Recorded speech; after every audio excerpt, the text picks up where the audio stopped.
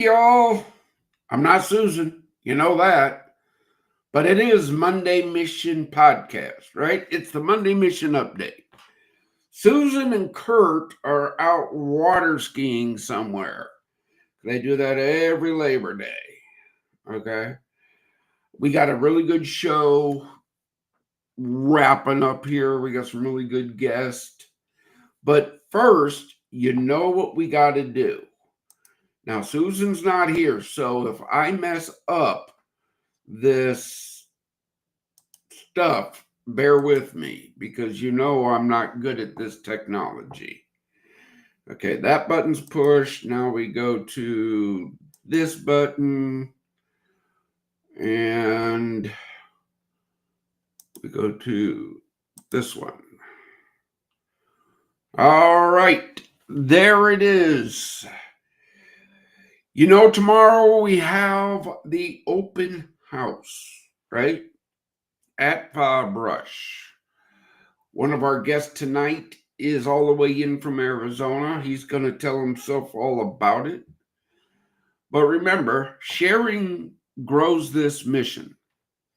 God has the people that can help. They just need to know about us. We don't spend money on advertising. Sharing costs you nothing and can do so much. We got the signs up, you see. The Veteran Community Complex, that's going to be open to our ministry partners and outreach partners to engage the Community Act so the community can come and do things with veterans so they can inspire them and teach them and all that great stuff.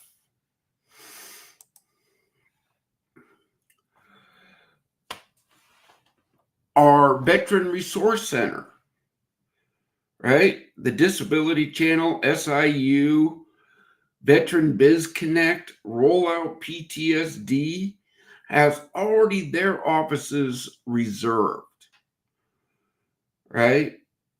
My question is, are you going to help build it? 2nd September, 10 o'clock, 189 Haven of Love Drive, Makanda, Illinois. And then on the 3rd is our fellowship breakfast. Look, we have Kentucky Legal Aid going to be there. Tupos is going to be there. Map to Manhood said they're going to try their best to be there. Remember, God will never leave the mission. The suffering of veterans will not be used for profit. No drugs or alcohol are allowed in the mission. Check your vet and support our community support program members so they can do more.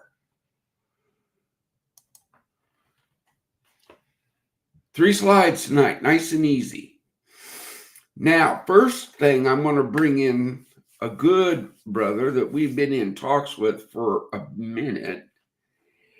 And he does some great, I want to say talking points.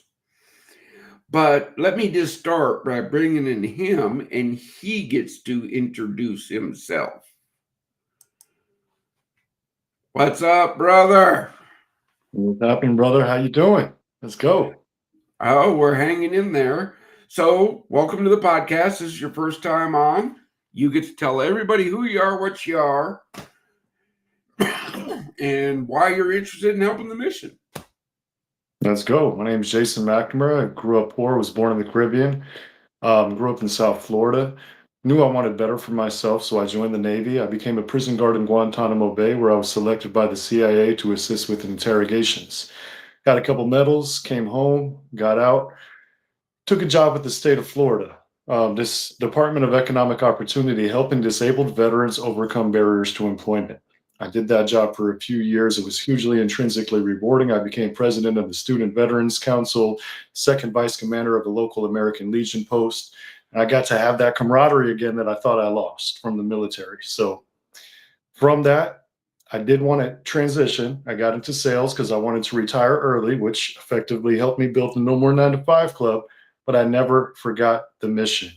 So I continued to volunteer. We continued to support our brothers and sisters along the way. And now, with a bigger stage, with more money, we can make a bigger impact. And Project Die Hard is one of those projects that you just got to get behind. From going through my own struggles with PTSD to going to my friends' funerals, to doing all types of other stuff that I'm not going to talk about on camera. I know that we need to be there for each other now more than ever. And I know what it means to be a true nonprofit. From the No More 9 to 5 Club, we started the No More 9 to 5 Foundation as well. So we're really proud to collaborate and partner with you, Brian, and everybody watching Project Die Hard. It's an absolutely amazing mission. We have other nonprofit stakeholders within our organization that also want to contribute. So we also give out free entrepreneurial training to anybody and everybody, but we take a special look out for our veteran brothers and sisters. We also have brain entrainment technology. So we're probably going to get into some ways that veterans are learning to deal with their mind. And we give free PTSD brain entrainment technology to any veteran that needs it. It's one of the technologies that we have under our umbrella called Mind Trainer Pro. So hopefully we get to talk to some of the other guests tonight about some of the things that the government and VA could be doing better. But anyways, I'm in this for the right reasons, brother. I'm in this to see our people succeed. I was able to create a beautiful dream life that I don't need a vacation from, to rise up from the struggle that I once had. And I want to see all of our people do the same thing. So thank you for having me. Oh, brother, thank you for coming. Yeah. Guys, we're going to have Jason back on for a deep dive.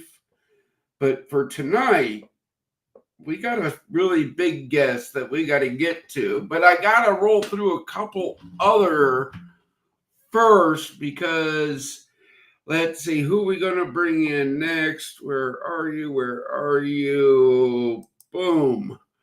Anthony! What's going on? Before. Anthony has traveled from Tucson, Arizona to Paducah, Kentucky. Yes. Tell him why, man. Yes, I came from the armpit of hell to get a little bit closer. I think this would be considered like, purgatory, maybe. But anyway, um, no, we are here. We are excited about seeing the property up in McCanda tomorrow, and just in more talks about not just what we can do to partner with Project I Heard in Tucson, but also what does the future partnership between us and Project Die Hard look like as well. And so those are things that we've been discussing, and I'm looking forward to discussing more. And Jason, it sounds like you've got an exciting program, man, that I look forward to hearing more about.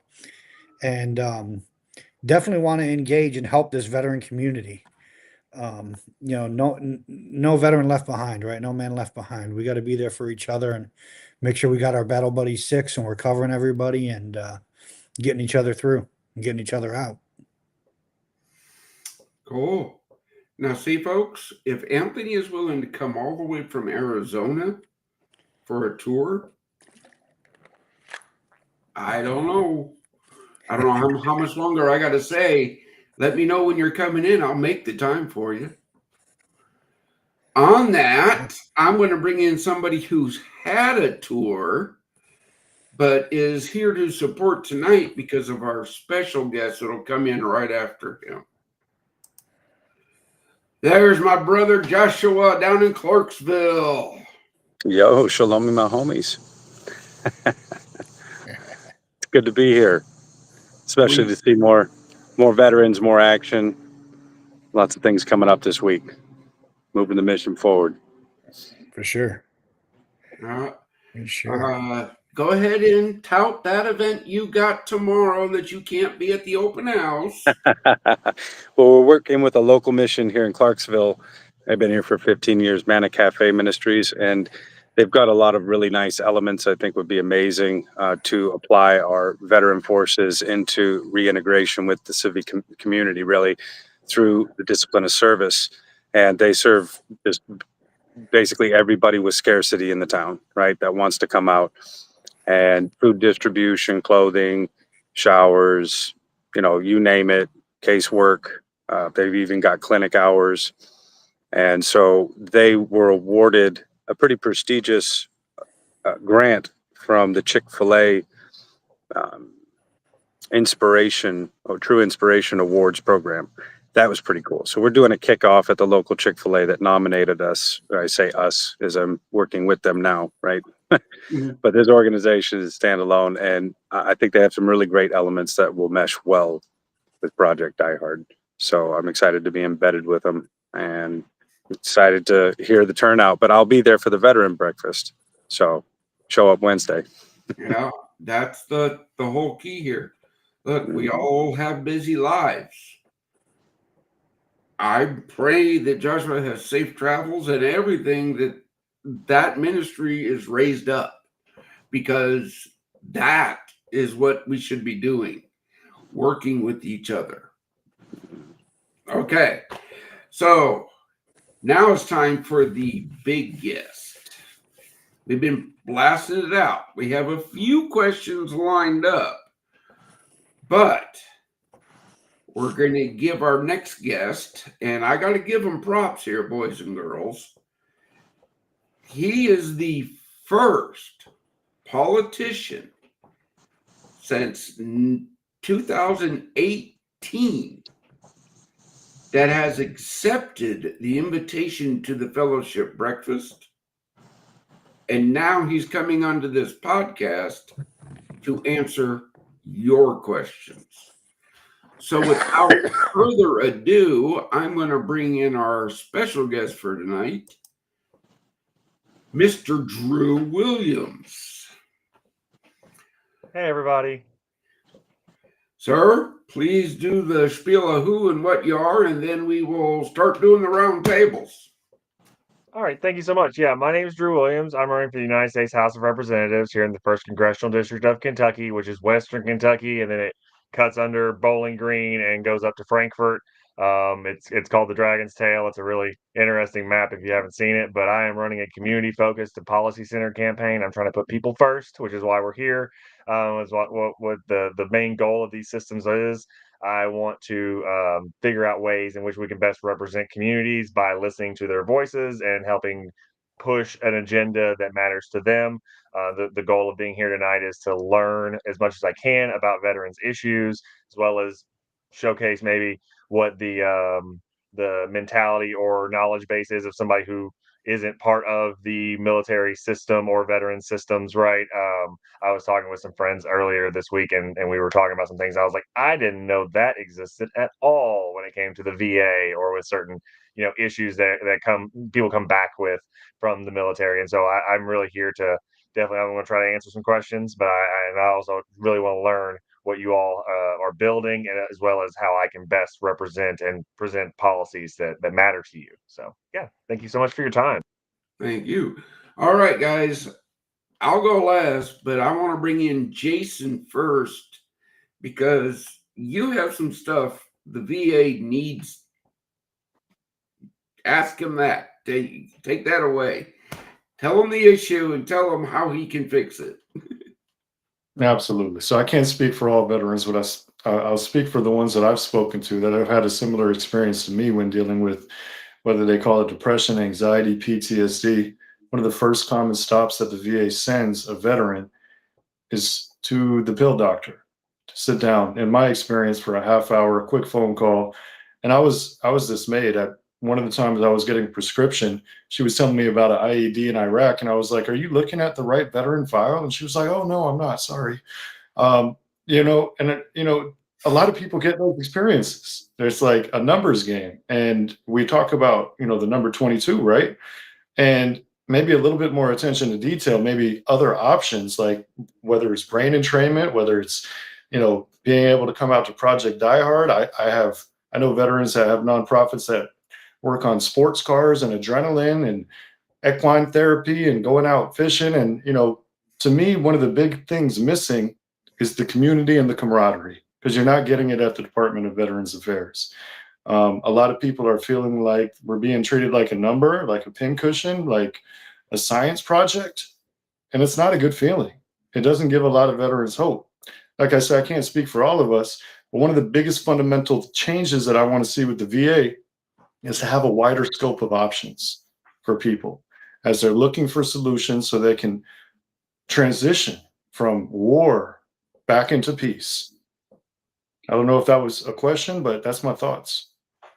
No, it definitely like transitions into a good segue. I there's a space across from where we've had our business in Draftonville for years, and I've always thought that it would be like such a it's a wide open blanket space, and I was like, it would be perfect, right, for a engagement in which like people who come back from the military and they need that like weekend away, or they need some space in which they can feel like they can go do like kind of, you know, they answered a muster call, they show up to, you know, do community service, they have some goals that are more, you know, oriented towards civilian life, but like give that structure sentiment in a way that allows them to feel like they can make a slow measured transition, because there's not a lot of options, it feels like, when it comes to um, being between, like you either have everything set up and you're good to go back into civilian life, or you know you're falling through the cracks. And we really need to create a system that feels like it matters. When we were at the fellowship breakfast, the biggest issue that I ran into when we were talking to a lot of the older military vets there was like, when you start dealing with the VA, it's all automated phone calls, right? It's just not personable. There's no like, it's not like, again, like you said, a community system of engagement, and like it's like we've completely like cut that out of our cost mechanisms, and it's really unfortunate to see that like we don't have just again like a nuanced perspective of engagement. It's the same reason why you know they try to get us to have a more private healthcare options, like people that you can visit for the VA, but or for VA needs or whatnot. But then again, they don't set up mechanisms for funding that. So then we lose those systems over time. And so it's interesting to see like that while we're willing to keep upping the military budget, where it's like we're not putting the same amount of effort or systems or care into how we engage our veterans in a way that like really helps them rehabilitate back into what we would consider normalcy. Obviously, like it's never going to feel completely normal. I get that, but you know, we really need to find a more holistic system of engagement that matters to people. So and again, listening to the different projects that we've had going on here just before we got online, like it seems like our the community of veterans like sees issues that they can solve. Right? It's getting people like hopefully me, once you know, if I get elected or whatnot, to help like see you without having to like jump through 1.5 million hoops to advocate for the systems that you need. So yeah, no, I agree. I wholeheartedly agree with what you're trying to get at. Well, that's going to lead into Joshua. Well, you were at the breakfast. James told you about his brother. Brother, look, Yeah. we don't pull punches here. That's why I wanted you to meet him. Because, look, folks, James's brother spent 1.5 years fighting the VA. 1.5 years. To get into the system, and relating to Jason's thing, the pill pushers went, here's the pills. And the good old VA, to save cost, gives us 90-day supply of pills at a time. And that brother lost the fight to the demon and took all those pills at once. Okay? That's terrible. But as I've been talking to my team, the worst thing of that whole situation that ticks me off is that veteran sat in that car for 24 hours before somebody checked on him.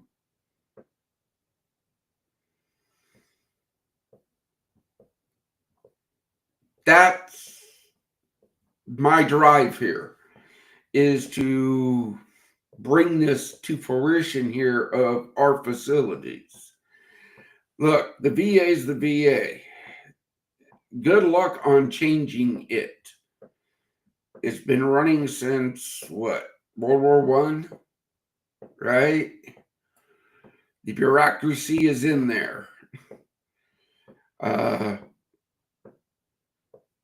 $300 million were saved because they didn't renew union contracts. Well, how many veterans were affected by that?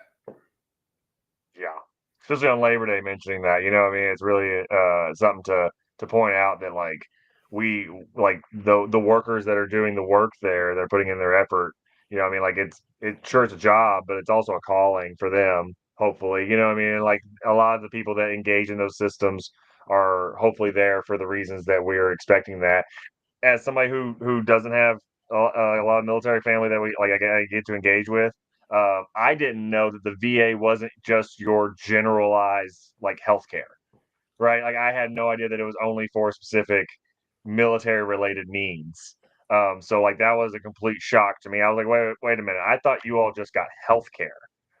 And they're like, no, it's not our healthcare. And I'm like, wait a minute, this is a terrible system. You literally fought for the country, and we're only supplying you with the healthcare that you all can prove is military related, right? And so that just blew my mind. So I think that like there's a whole education paradigm that goes on to teaching people who aren't in the military who don't deal with the VA the the the backlog of systems that are set against you in that regard. Education campaigns are really important to me. So, like that's something I definitely want to talk about with a lot of people. All right, Anthony, you're up. What issue do you think Mr. Williams needs to take up to the hill? I think just making it easier for veterans to access the medical philosophy, if you would, that works best for them. So, for example, equine assisted therapies come up in this session here. Why is that not something? Why is Die Hard 6 having to work so hard for fundraising when these are veterans that this should be what our healthcare funds go for? If this is what we want to do to get ourselves healthy, to have not just physically healthy, but the camaraderie, the sense of community of being involved with something like Die Hard 6, the ability to be there to say, this is a fraternity of brotherhood of brothers and sisters that the rest of civilian society doesn't understand, then we should be allowed to operate legitimate operations like Die Hard 6 that can help with those needs. And not every injury and need is so cut and dry. So why is the healthcare so cut and dry? Oh yeah, well, we're noticing like across the board how we're creating very black and white systems, and we're not engaging the level of nuance that's required to really create like a whole body approach to both government, community, and individuals, right? I noticed this again just from civilian space, right? Like that there's a complete disconnect in our modern day like community culture. Even in small towns where you think like, oh, everybody knows everybody, like it is becoming increasingly hard for us to feel connected, and I can't imagine how that feels as a veteran who both was spent a whole lot of time more likely very far away from home in a space that was new and foreign to them at the time, and then coming back and trying to engage with a space that they had either left or moved to when they got home, and trying to figure out the almost like the how to walks of engagement, right? And so like no, I agree that like there should be a specific set of funding available to local communities and whatnot to either test or engage ways in which they can hopefully help uplift like veterans needs and assistance base, because again I think that we the people know best as to what we want to engage in, and that's going to be different for every community and every region of our space. And at the same time like Project Die Hard, right? The engagement that they're attempting to build there is a unique setup that could be a testing grounds or an experiment for other spaces to engage in, right? And you want to expand into other spaces and whatnot. And so like if that works, then that's something that the government can look at as a way oh, this is like how we're seeing more positive results and benefits, and it's something that you all wanted to work on rather than being told like this is what's going to be beneficial to you because either the AMA or the VA say this is the best system, or you get a bunch of politicians that think that they know best because they've been listening to think tank studies, and like those things work sometimes, but as we keep seeing, like what DC keeps pumping out doesn't work for the majority of our citizenry, and it's probably definitely not going to be what our veterans need. And so we should definitely be listening to those voices because again, it was so easy to see at the fellowship breakfast, like key points kept coming up when I had conversations with people about like what's your issues and how does this work. Like we're in like you had some assistant like organizations that had shown up and they were helping different people, and like when they show up, like the one of the people was talking to one of the ladies who was there, and he's like, I'm so glad that we've been working on this. I've been like fighting this issue for months, and it's you who helped me do this. Like that organization and that lady there. And I was like, that's interesting because it shouldn't be this hard of a fight for people to get engaged with the systems they need.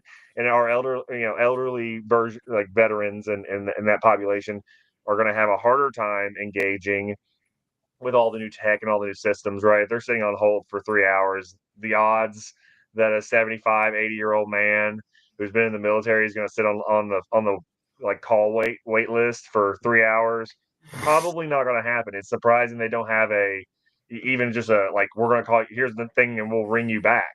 Like that was a simple thing, and like that's not what's happening, which showcases a lot of the systems that I see that have like a very difficult process of engagement seem like they're intentionally built that way so they get less and less people to use them, which saves them money, right? Like if somebody doesn't use it, then they save money. So making it like kind of difficult to engage in is kind of a subversive plan. And so we should be really working wholesale to fix those issues.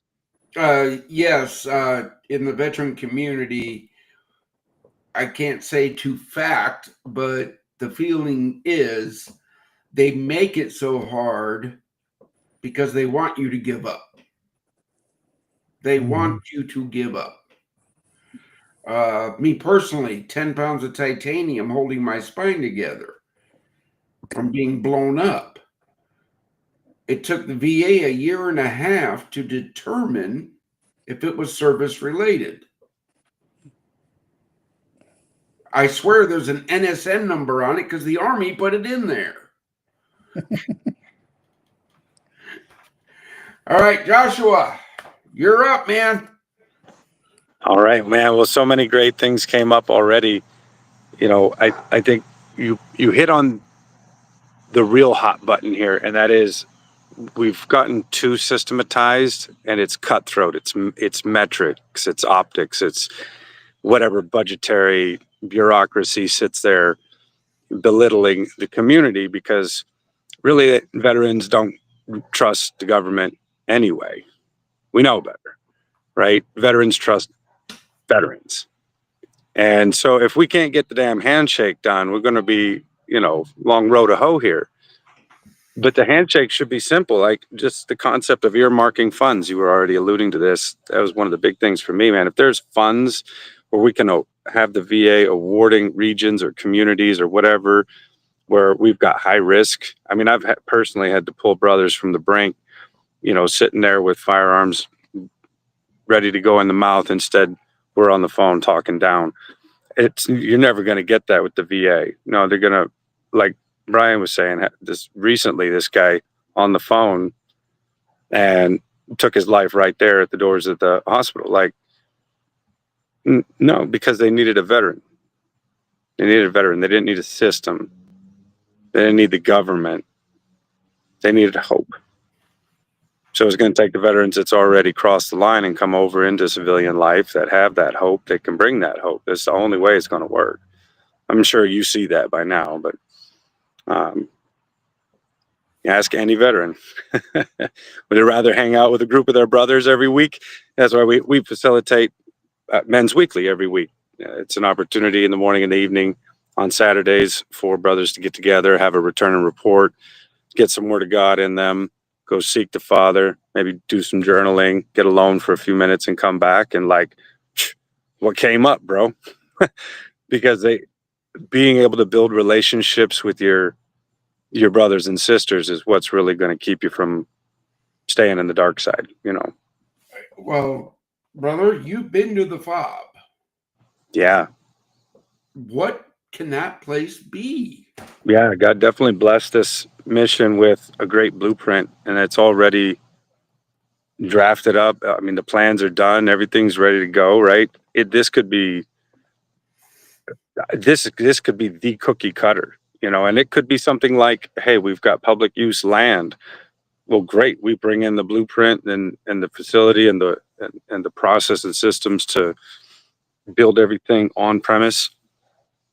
And I mean, it's the whole center. It could become a beacon, frankly, for communities. You know, you got crime-ridden area, Project Die Hard. You got a huge opportunity for revitalization. All these brothers and sisters, they're coming back. They don't want to go in the dark place. You know, they want to come over the finish line, and to have a mission where you're surrounded with brothers and sisters every day, where you've got on premises mission objectives every day, every week, right? You've got roadmaps, right? I mean, we're talking about keeping them up to a year. That's a big deal. I mean, being able to facilitate an entire family, that's a huge deal. And this is just the beginning. I mean, this could be 2, 3, 4, 5 times the size. I mean, who knows what God will do with it? But obviously, it always comes down to somebody's got to stroke the check, right? And we've got everything else in place with the community partners. So, and that's just growing, you know. I really like the way that you described and engaged like that concept of it being like a community hub for veterans in a way, because again, like if these were like when you're onboarding into the military, obviously we got forts and camps and you get your crews and you get engaged in a way that is like this is where you're supposed to be, but like we keep noticing when you leave the military, it's like there you are, like there's not a new band of family that you're like this is where you're gonna go, and here's your like offboarding of the situation, and this is the people that you can rely on. We don't do any and this is across the board with like almost every system, community service organization or anything. We don't do any bench building. We don't build a system in which like these are going to be the new kind of crew leaders of again when Brian like builds this whole system, but inevitably retires from it. You know what I mean? Like hopefully you have a person and a system in place that continually builds up that next generation of leaders into helping keep these camps and keep these forts open.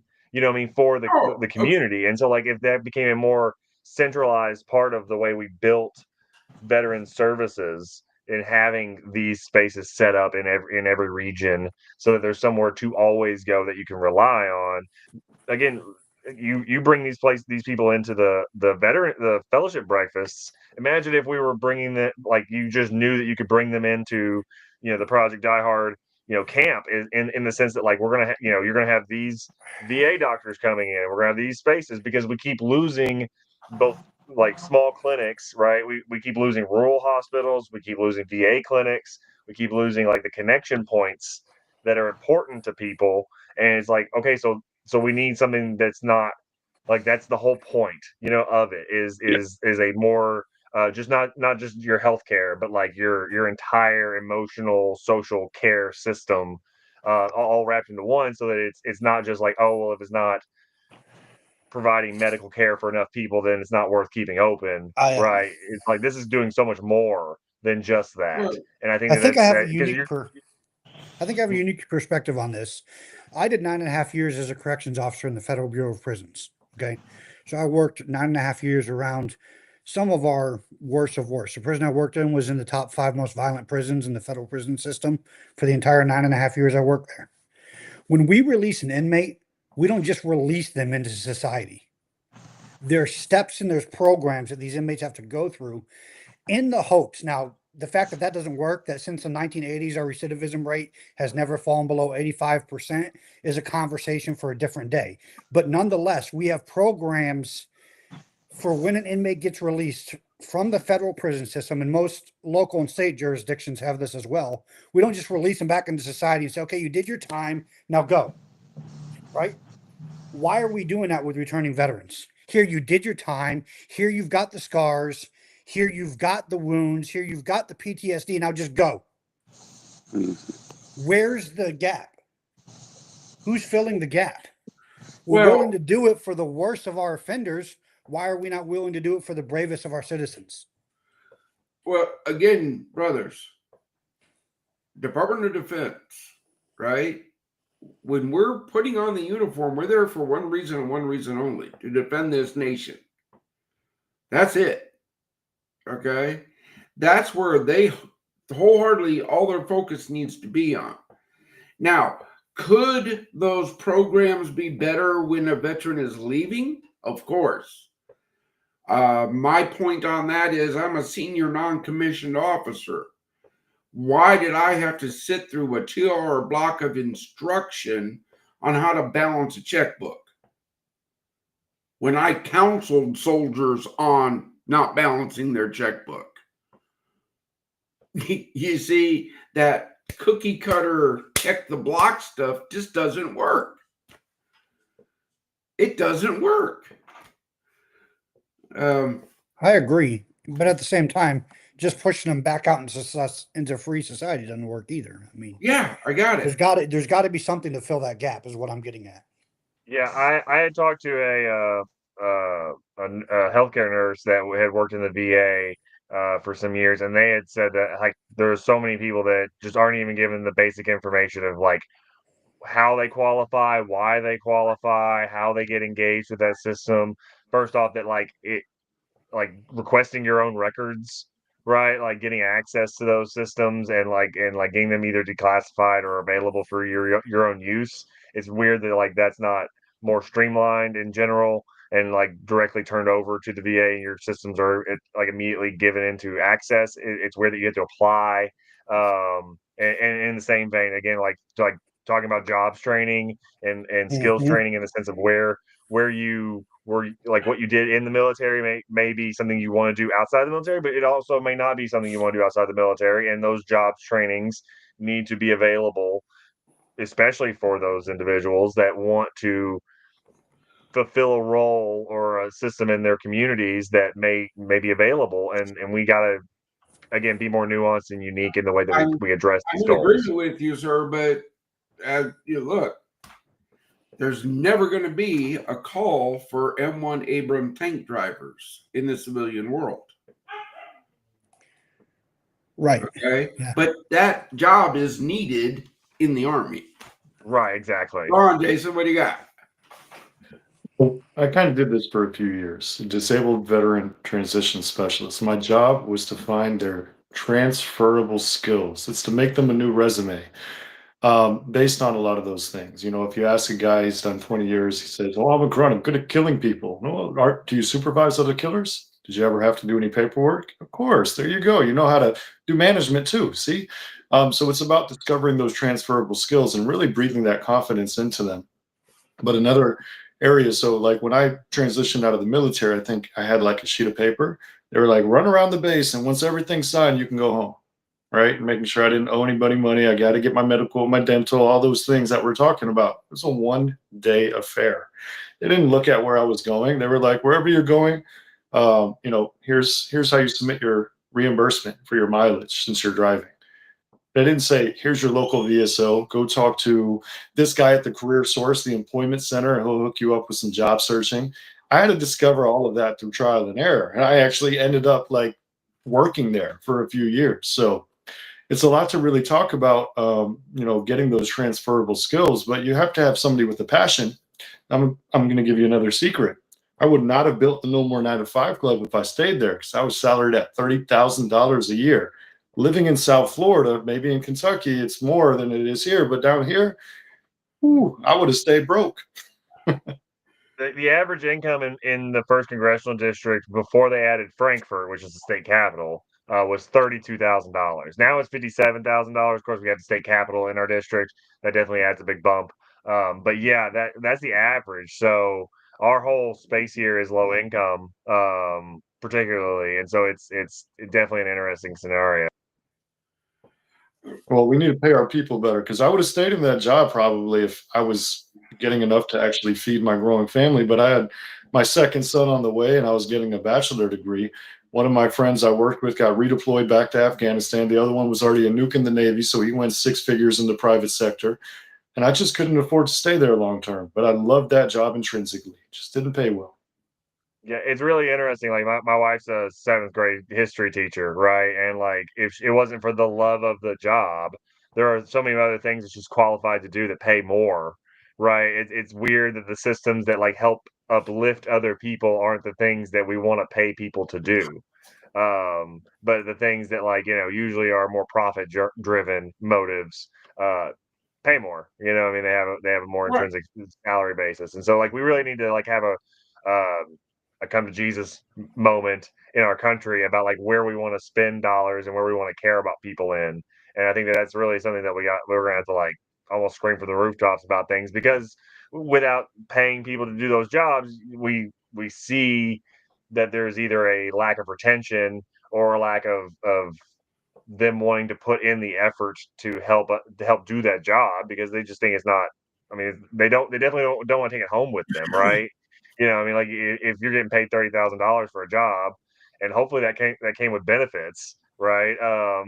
And you're not going to go home and be like, man, I really should call this extra person, or man, maybe I should stay 5 minutes late and like do something that's really going to help one of those people move forward in their lives because like it's just not. I mean, you got other things. More likely, you're almost thinking about pulling a second job, and so yeah, I understand that. It's a very Well, unfortunate spot. my eyes on that is I get a lot of hate mail because what do you mean I have to start as a volunteer before you'll pay me to do something? You have to prove your heart before we pay. You have to show you care because it's not just a job. Within Die Hard, you're working with people's lives. Okay, it's not a job, but that my biggest argument is when did America come from ministries helping the needy to nonprofits that are profits? When did that happen? Well, it's really interesting because it does seem like we have been in like a silent depression for quite a long time. Like, it seems like so like at our church, right? Like they were asking my wife if she wanted to play the piano because there's nobody to play the piano, right? And my wife was like, "Man, I really like." She's like, "I was thinking about it. And I was like, I think I could really do it, but like." Can you imagine how much time that's gonna take? Right? And she's like, and obviously, like, it's volunteer and stuff like that. She's like, but like, I'm so stressed, like, with like trying to like manage the life that we have that like thinking about doing something for volunteer on top of like the volunteer work that we already do, and obviously everybody in this space is already doing. But like, just like, can you imagine like how a lot of other people feel who don't have the I'm not gonna say like mental capability, but like just the ability to do a bunch of different things at one time and like maintain that. Can you imagine like how they try to engage and like things have to be so stressful in a lot of people's lives with like family and their community and what community they are engaging in. That it does feel like it's like, man, do I want to do this thing for it's like, is it worth your like is it worth your time? But like, can you put in the time? You know what I mean? To make it when it's not a profit or it's not an engagement mode, that like works for people. And like, not saying that that's not the reason why. Like, again, I put in hundreds of hours of community service every year, so it's not like, it's not. I don't see the intrinsic value, but like it's interesting for people who may be a little more short sighted on that level of empathy or that level of like just base level knowing that community engagement is going to be its own reward, to take those steps, even when they see that like what they're going to be doing is going to be beneficial, like to others in that space. It's just like, am I willing to put myself out in that regard? And like it's like again, we did the Labor Day parade, and I had some friends come and like walk and like help out that normally don't do any of that. And by the like at the beginning of the parade, they're like, "Oh man, this is like gonna kind of suck, isn't it?" I was like, "No, it's gonna be fun. You'll enjoy it." And by like the end of the parade, by like 12 blocks later, they were like, "This was so much fun." And I was like, "Isn't seeing the smiles on people's faces and like no, like it's a small thing, but like isn't that worth the time the 2 hours that we just put in?" And they're like, "Yeah, it really was." I was like, "Yeah, we got to build up those best practices again of like being a community servant." And I always tell people like, you got 5 community service events every month that are your requirement, but that could be eaten locally. That could be getting a book from the library. That could be going to the park and utilizing the services, right? Like just being a part of your community. And then you can build those best practices and the dopamine that you need in order to go do the hard thing. You know what I mean? Where it's like you're gonna go help out Project Die Hard. You're gonna go help out during a natural disaster. Because those things are hard. And like you can't just like a lot of people just can't jump into it. But we're not training any of that. Like as a society, we're just like letting that go by the wayside, and then people are like, "Well, nobody wants to help out anymore." And it's like, yeah, because we don't like our society doesn't build that for people. It doesn't create avenues in which we can engage our community consistently and feel like that's a rewarding paradigm. And so, like, yeah, we just really have to like come up with some kind of like big shift. Um, and I feel like thankfully, like since I've been doing a whole bunch of community service and now I'm running for office and I'm like talking to a bunch of young people about stuff, and they're like, I'm asking them directly like what their needs are in their systems, and like a lot of people are like, "Oh, I've never been talked to by a representative, candidate or anything. Like nobody's cared about my opinion at all." I went to 5 Juneteenths during Juneteenth week, and I had almost like 200 people that were all like, "I've never been approached by someone who has something to do with government," and I'm like, Oh, brother, "Your brother. opinion matters so much." Like, what I mean? Like your input matters so much. No wonder like everybody's just so disconnected and separated. Oh, And we really got to Mr. fix those things Williams. if we're going to get people to volunteer for your organization. Yeah, I mean, like that's just Mr. Williams. On the introduction, I'll tout you all day long. Okay. I'm not endorsing. I understand. I don't endorse anybody. But I am going to tell you, Mr. Williams here actually took the time and came to a fellowship breakfast. Has taken his time to be on this podcast. I've been doing this since 2018. Every month I invite every political party, every political person in the area, come join us, come see. I've given tours to congressmen who have promised to help. And then, well, you got to jump through these hoops, and then I'll help. And then you got to jump through these hoops, and then I'll help. yeah, it's just weird with the level of connections and systems that like elected representatives have that they don't want to set you up for success, right? Like it's like there are a few things that could be done that like smooth the walk out, right? Like you still got like you're still got to fill out the forms, and you're still, like you said, you're going to have to find the checks and the grants and the systems, but like they know what's available, and they know who to contact quickest to work for your thing. And it seems like it's a level of political willpower more than it is like the incapability of it. Because other things get funded and done, like right, like Paducah just built the sportsplex or is building the sportsplex. So like they got a whole bunch of money or grant systems available for a sportsplex, which again is a nice thing. I'm not knocking that at all, and Yeah. what they're doing. Right, that's great for kids, but like you said, 2022 a day. There's a concern that we have in our communities that needs to be prioritized, and we just want to sweep that under the rug. And we see that a lot with issues in which the solution isn't clean and cut, right? Where it's easier to sweep things under the rug than it is to put them out in the open and make that wound visible and then deal with it.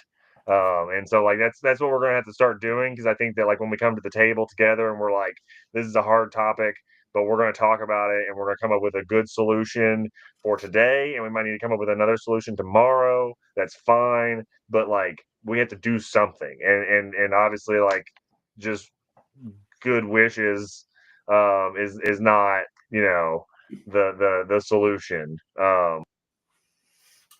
Again, everybody on this call right here, each one of these are bringing something to this mission that we need. Okay, Jason, Anthony, Joshua, Drew, you're a benefit because you're going to do great things. You've learned. Okay, you're going to do great things. I just hope you don't forget us when you get to be big and famous. Well, the goal of hopefully running this more community driven campaign is that we are trying to be more tied to and beholden to the community, right? Like I don't particularly care about getting a bunch of endorsements or getting a bunch of big money donors and whatnot. Like I love being out in the community and dealing with spaces that I'm not used to, and learning about like the different counties that I haven't been to yet. There's 35 counties in my district. I want to be in all of them twice before December, just to make sure that like we've set the groundwork to showcase that they matter. I show up at a lot of community aid events, right? Those are the things that I like doing the most, is making sure that like people know that we're trying to show up every day, and not just when it's politically convenient. And so like again, and the hard conversations are the conversations that matter. It's not about trying to do things that are easy and quick.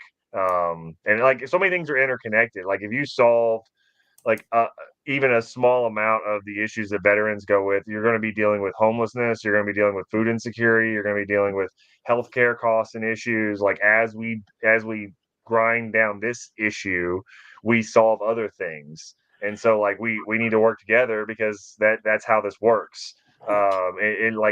It's very interesting how like like military members are very like driven individuals who understand a mission and understand a goal and how to accomplish a goal as a unit and a team, and like how we don't, like there's so many things in our society that need a unit and a team with a mission driven goal to like accomplish, and like and then we don't assign nothing, like we don't give you an availability, like you were like Josh, how you were talking about like giving people those kinds of goals to accomplish during the week for their own sake, but like those things could also be for the community's sake. It'd be awesome, like right with when like the camp is set up for people that they have the availability to go on missions for community service. You know what I mean? Like do things out in the community that help other people and also showcase how they can be a part of that community. And that's the goal. Yeah, and so like it's all, it all compounds upon each other. It's like I'm a really big fan of like the AmeriCorps system.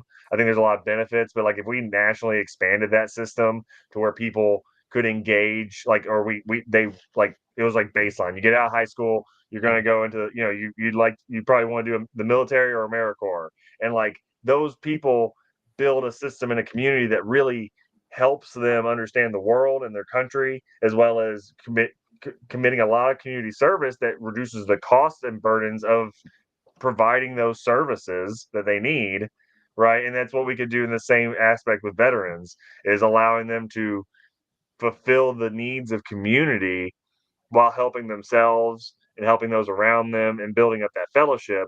And then again, like all of it's just cost reductions and systems building and whatnot. And that's going to be the long term benefit, is that like everything becomes re-enmeshed with each other and our community feels more whole, which again is all self-serving and self like fulfilling. But right now, again, like you said, like going back to the very first point of like you get the pills before you get you get 17 different sets of pills before you get one therapist. It's very interesting to see how we don't want to solve the problem, we want to mask the problem. So true. All right, guys. We got 4 minutes left, so now we do this part of the show where we do the round robin and a message of hope to my brothers and sisters, the veterans. I'm going to go first because Sue always calls me last. And Sue's not here, so I get to go first. And then we're going to go to Jason, and then we're going to go to Anthony, and then we're going to go to Joshua. And then, Drew, you get the last word to inspire veterans. All right. Die Hard 6 here, brothers and sisters. Remember, do not give up. You can't. Because everybody on this screen is fighting for you. You got this. We got this. Together, we're going to accomplish it. But we need you around to help out. So don't give up. To you, Jason. Thank you, brother. Whether you think you can or you can't, you're probably right. The power of your mind is amazing. The quality of your thoughts determine the quality of your life. I'm going to encourage all of you to dream big, be annoyingly optimistic, and reach out for help because some of us have done it and we can show you how to do it too. Other than that, remember to smile. It's a real good look on you. Let's go. You are valuable. You matter. And as Brian said, we need you. We need you a part of this team. We need you here. And so you matter. Understand that you matter to us. When you think you don't matter to somebody, you matter to us. I love that. So true. You matter to us. And I want to encourage you to isolation is your enemy. You get too much in your head, you know how it goes.